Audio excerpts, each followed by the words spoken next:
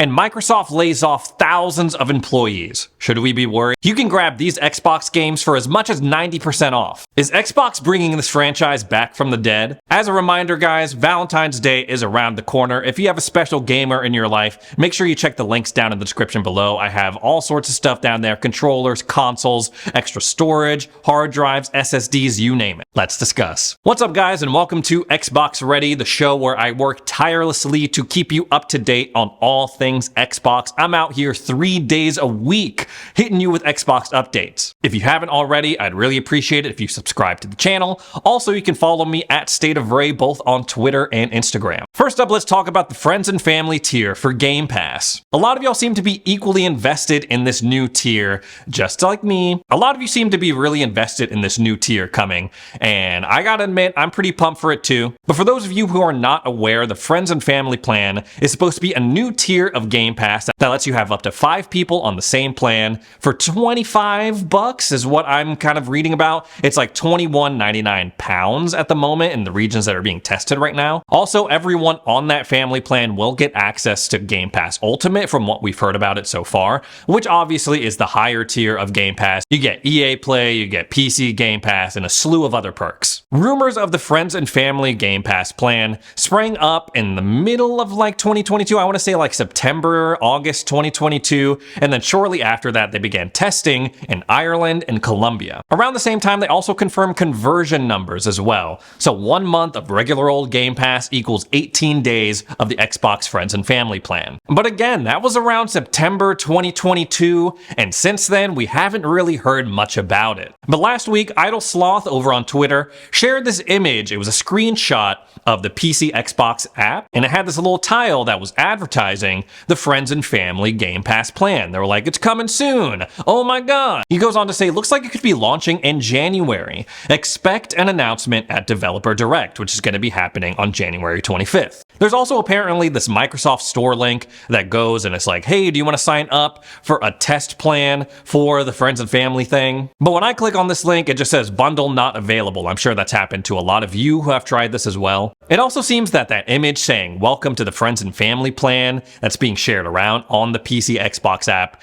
has been quickly removed in most cases. Now, this could mean a couple of things: that they're rolling out testing to more Xbox regions, or that the Friends and Family plan is rolling out soon to all Xboxes. Or it could be a combination of both. Who knows? I'm personally looking forward to this rolling out officially. I just think it further solidifies Game Pass as like the best value in gaming right now. Like $25, 5 people, potentially $5 per person for Game Pass Ultimate. That's a steal. And it could be coming during a time when things are just getting more and more expensive, including Xbox first-party titles. So rather than spend $70 on Redfall and Starfield, it's like, oh, let's just get a bunch of the boys together, get on one family plan, and then we can all play it just for like $5 a month. Maybe this just shows I'm getting older. I'm like, whoa, Xbox Friends and Family plan. This is so practical. All my friends can play with me. They won't have an excuse to not play with me anymore. Can payments towards the Friends and Family plan raise my credit score? Speaking of Game Pass, the CEO of indie publisher Finji,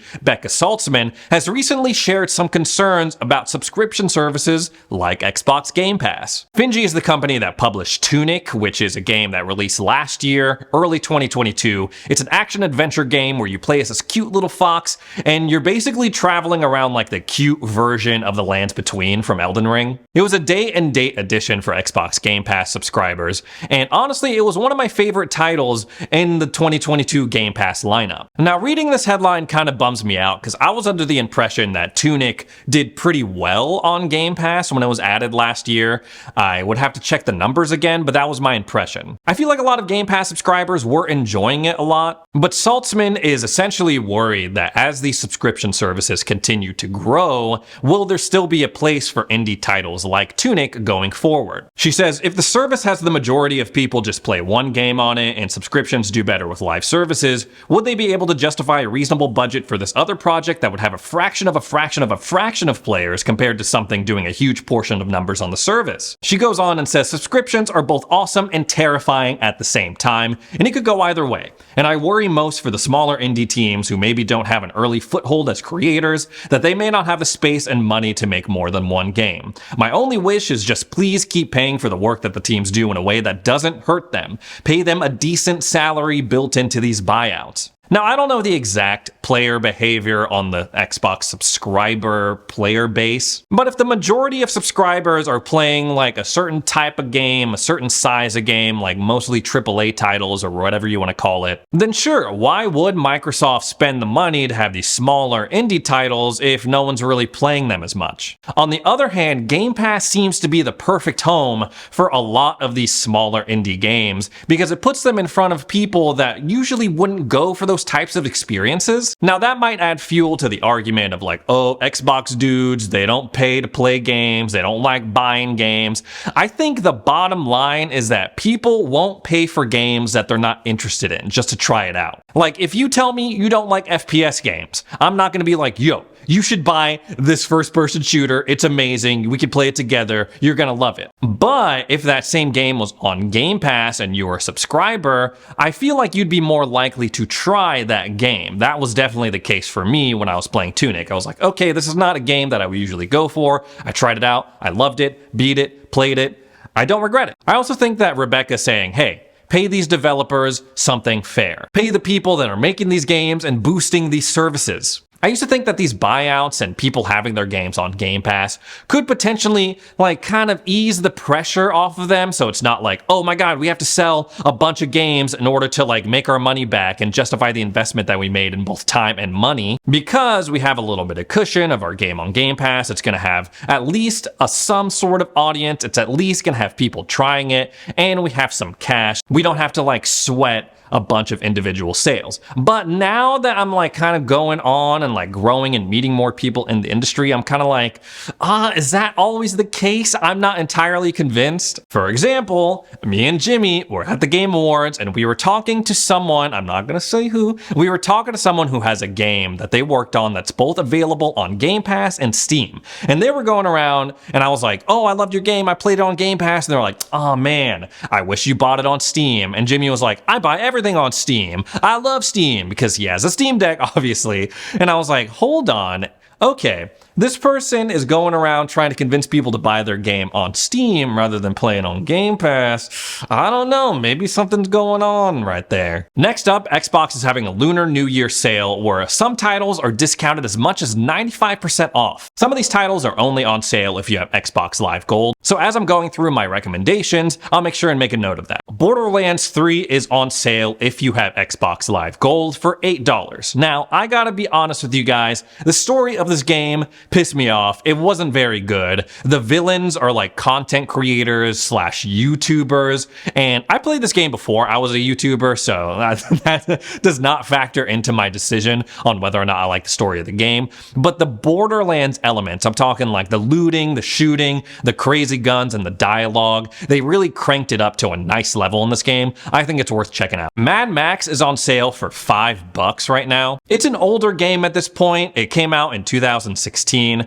but I feel like this is super underrated. It's an open world Mad Max game developed by Avalanche and WB Games, the same guys who are working on Hogwarts Legacy. It's not perfect, but it's kind of got some elements mixed in from like Shadow of Mordor with like a post-apocalyptic world that you would see in Fallout 4 or something like that. The BioShock collection is $40 off if you have Xbox Live Gold. Now this one speaks for itself. The BioShock series, the worlds of Rapture, Columbia, the Big Daddies, they're iconic in the world of video games at this point. And if for whatever reason you haven't checked out these games over the past 15 years or so, now would be the perfect time to do it. Warhammer Vermintide 2 is also on sale for $11. Now this game used to be on Game Pass, but now it is not anymore, so for whatever reason, you didn't catch it when it was on Game Pass, now is the perfect time to pick it up and try it. This game is really fun. It's a co-op hack and slash game set in the Warhammer universe,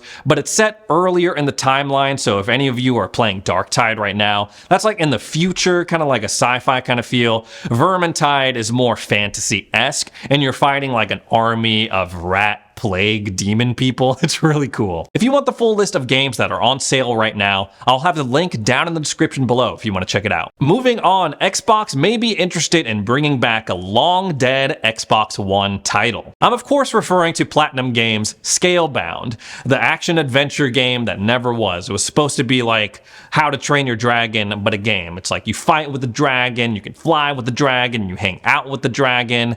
Back then, dragons were a big deal. Game of Thrones was super hot still. How to Train Your Dragon, like up until that point, was about to release the final movie in that trilogy. Dragons were huge. The project was eventually scrapped, however, which was crazy at the time because at that point we had seen multiple gameplay showcases of it. Like imagine after this developer direct, they show off all this gameplay of Redfall and they're like, look at all these different mechanics, look at how cool this game is, and then all of a sudden a couple of weeks later they're like, actually it's canceled. This game is not coming out. Yes, I know Arkane Studios is a first-party studio at this point. Platinum Games is not a first-party Xbox studio, I get it, but I'm just trying to give you a frame of reference, some context here. What followed were a bunch of crazy rumors that like, oh, Platinum Games took the money that Xbox gave them to develop Scalebound and they funneled it into other projects to try and finish them. There's like some like crazy scandals going on, and then Phil Spencer in 2020 was like, no.